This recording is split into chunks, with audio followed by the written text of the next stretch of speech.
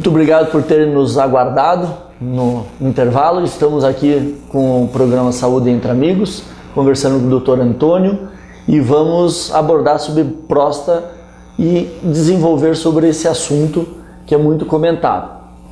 Muito obrigado por esse tempo mais uma vez, e gostaria de perguntar a próstata que nós comentamos ali de 40 a 45, mas pode começar antes da próstata efetivamente ou não? Veja, então, quando a gente fala em próstata, né, Guilherme, na verdade, assim, é bom a gente esclarecer que existem algumas situações, basicamente 3 situações, vamos pontuar, né? A situação da doença, da patologia benigna, né, que todo homem a partir dos 40, 45 anos de idade vai apresentar um grau disso que a gente chama de hiperplasia prostática benigna.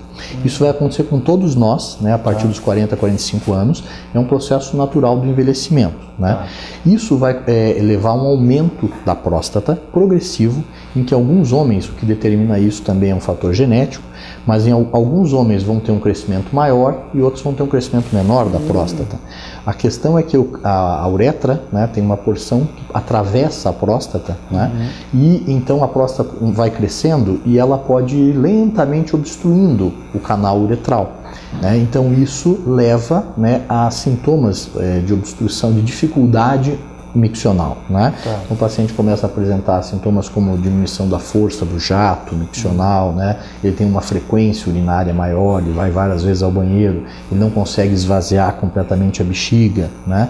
Ele começa a levantar à noite para urinar várias vezes, ou seja, ele não urina bem, né? Então ele chega ao consultório com esse tipo de sintomas. Isso é uma situação da hiperplasia prostática benigna. Que muda a rotina dele, ele percebe essa situação. Isso, que vai acontecer a partir dessa idade, não antes disso, né? E, teoricamente, quanto maior a idade do indivíduo, ele pode ter um grau maior de hiperplasia.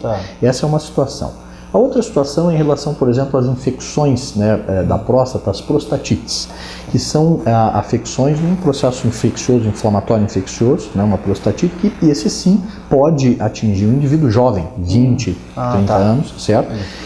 Mas é um processo agudo, né? Ele vai ter, por conta desse processo, sintomas semelhantes. Ele vai ter dificuldade miccional, dor, né? Só que é uma coisa que se instala agudamente, porque é um processo infeccioso, né?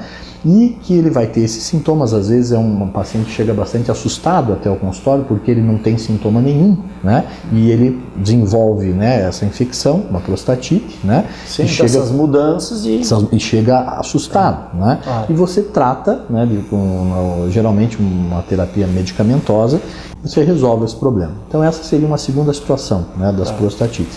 E a terceira situação seria a situação do câncer de próstata, né?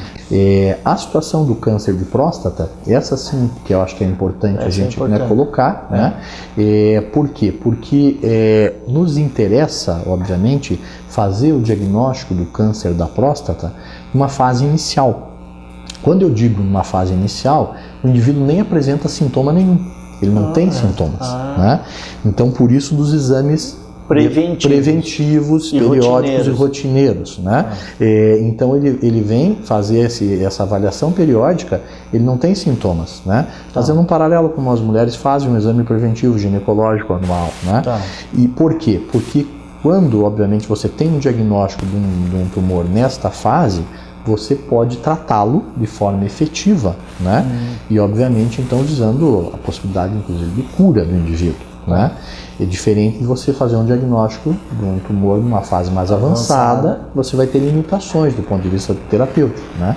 Então, até porque é uma região difícil, né? Justamente, você está colocando muito bem do ponto de vista anatômico, né? Existem várias estruturas que estão muito próximas, né? Então, estruturas como o esfíncter externo, que é né, que dá continência urinária, os nervos erigentes, que em relação à potência sexual, né? Então, tudo isso, o homem tem uma preocupação muito grande em relação a isso. E que acaba até afastando, às vezes, isso que é um problema, né? Porque ele sabe que pode mexer em uma situação que pode levar a problemas, né?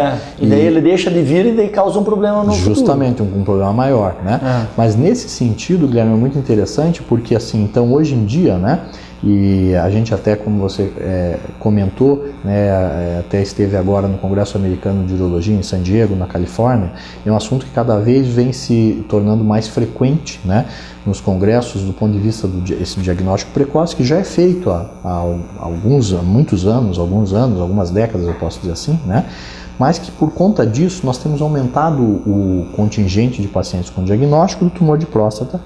E existem, hoje nós sabemos disso, pacientes que têm essa patologia, mas e que ela não será uma patologia tão agressiva para o indivíduo. Entendeu? E como você mencionou, os tratamentos, né, do ponto de vista, por exemplo, da cirurgia, né, a prostatectomia radical é uma cirurgia que pode ter complicações, né, pelo fato de ser uma cirurgia agressiva, obviamente, né. Hoje em dia você tem um aumento no estudo e na tentativa de se oferecer métodos menos agressivos para o tratamento destes tumores, né, causando menores complicações para o indivíduo. Mas você falando sobre a porcentagem, você acha que desmistificou um pouco, aumentou a porcentagem porque teve mais exames ou porque aumentou mesmo a incidência de câncer?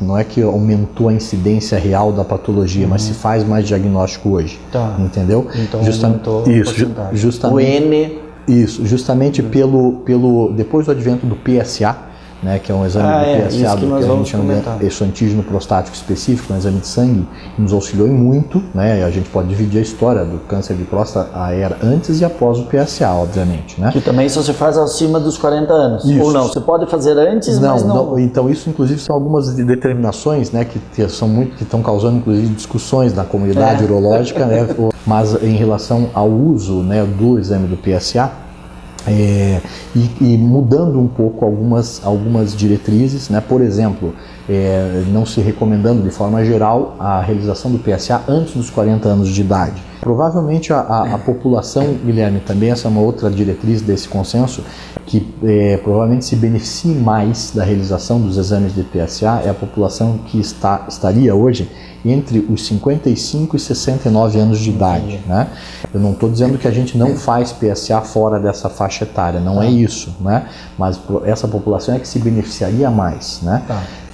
Agora, tudo isso vai de encontro àquilo que a gente estava dizendo, né? No sentido de você, por exemplo, evitar um super diagnóstico, que foi a tua pergunta, né? Você ter um diagnóstico, você fazendo às vezes um diagnóstico de uma situação, é que hoje nós não temos métodos para conseguir diferenciar isso de maneira precisa. A ciência evolui nesse sentido, mas mais no futuro a gente vai conseguir definir melhor dois indivíduos com câncer de próstata, que esse aqui vai evoluir mais favoravelmente, o outro vai evoluir menos favorável, né? Então você vai ter que ser mais agressivo nesse indivíduo do que naquele que vai ter uma doença menos agressiva, entendeu? Nós já vamos voltar aqui para falar sobre tratamento e as novidades.